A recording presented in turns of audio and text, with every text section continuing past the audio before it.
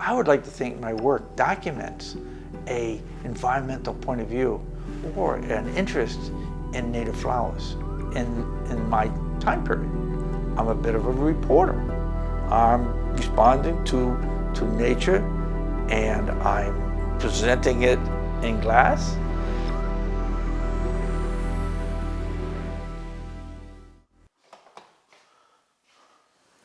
Oh, welcome to my studio. My studio reflects what I'm interested in the process. It really reflects a process that I've made personal.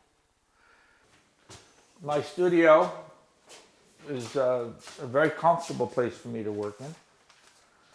When I first started to work at home, and it was in 1969, I was outside the house walking to the utility room, and I saw this metal.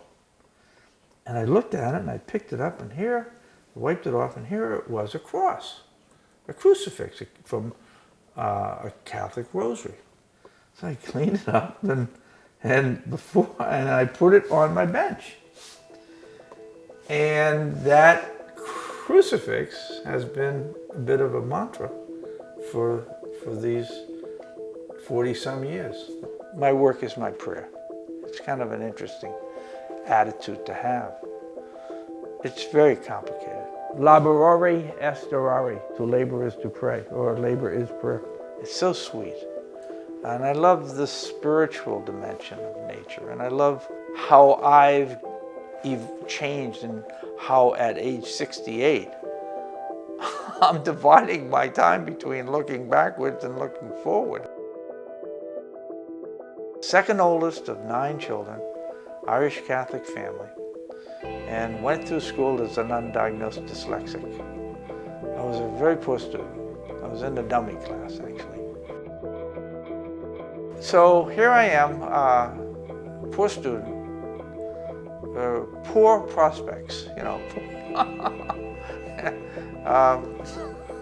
Finding something that I care about and making it personal. Scientific glass blower. Loved it. Loved the idea of working with my hands. Loved the idea of working with a material at risk. I wanted to do well, and I believed the only way that I could do well would be to do great work. The process, the techniques were about consistency. And it's interesting when I'm trying to interpret a blossom with the anther on the stamens or the modeling on a petal, sepals, in an abstract way.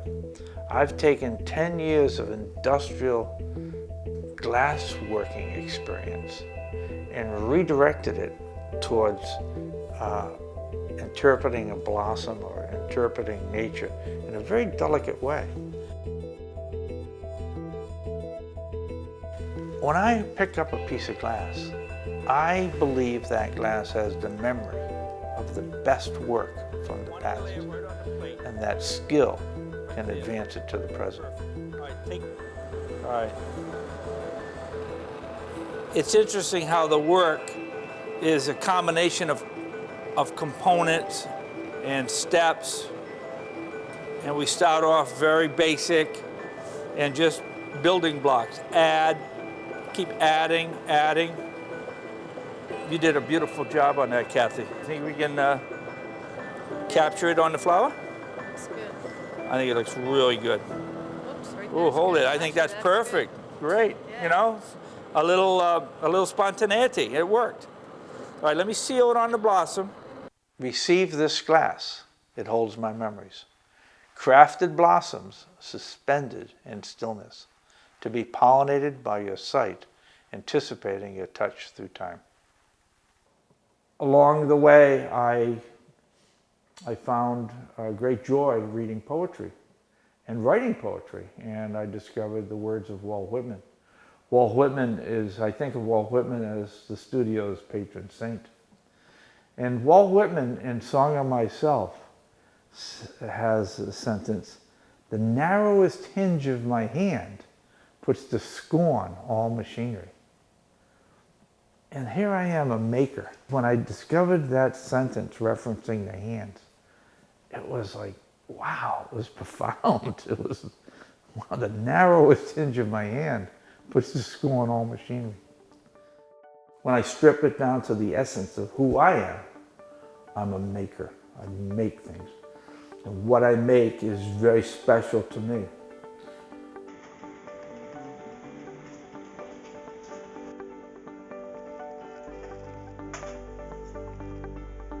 My work is referential, and I enjoy incorporating a lot of detail into the glass.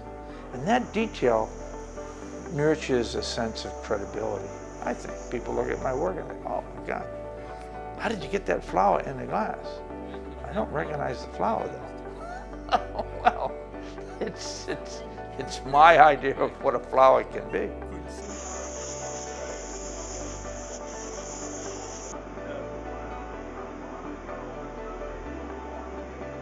The work is becoming more about metaphors. The work has evolved from botanical illustrations to symbols suggesting sex, death, and God. Symbols that suggest a life cycle of nature.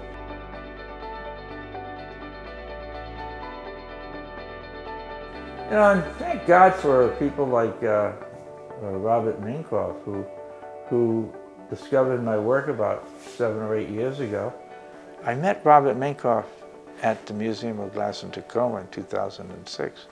And little did I know when I met him that his interest in my work and his support for my career would be such a blessing.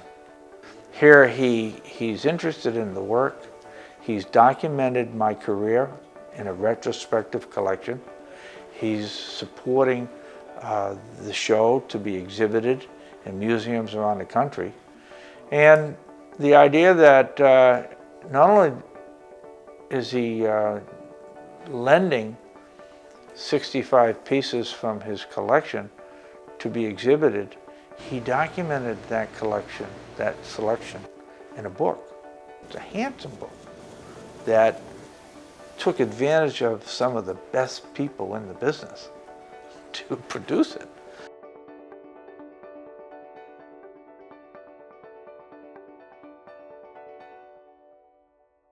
It's a very, very interesting time for me. For my creative spirit, I'm no longer interested in working for the marketplace. I'm interested in doing special things and taking my time. It's a lifelong journey, and it's a journey that requires you to educate yourself to the things you care about.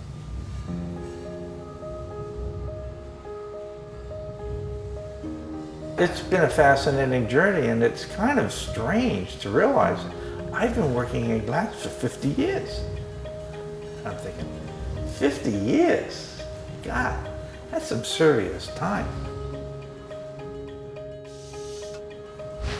I'm a pioneer within the studio glass movement. I pioneered the flame working process. And it's been a very magical 50 years. It's my vision. I've dedicated my adult professional life to glass, but I've had a lot of help. I really have had a lot of beautiful help. My wife, Pat, who's been very, very supportive of my career. Pat and I have 5 children. At one time or another, all 5 children have worked in the studio with me. One more. All right. Paul, I can see these woods are a real special place for you. As an artist, I'm very, very appreciative of the fact that what I do has an audience. I think artists, the big challenge for an artist would be to identify your audience. The future is Paul Stankard being the best grandpa he can be. That's my future. I don't have a lot left, which is a fascinating tension.